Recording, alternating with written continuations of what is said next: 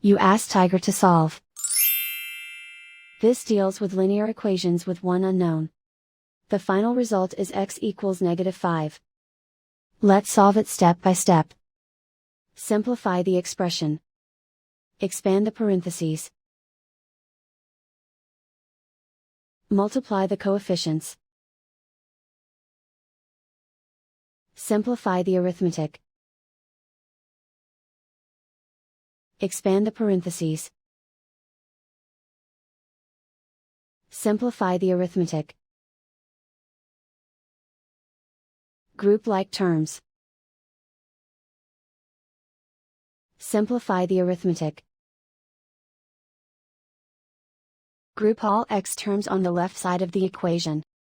Subtract 4x from both sides. Group like terms. Simplify the arithmetic. Group like terms.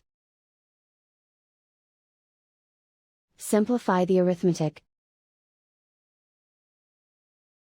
Group all constants on the right side of the equation. Add 4 to both sides. Simplify the arithmetic.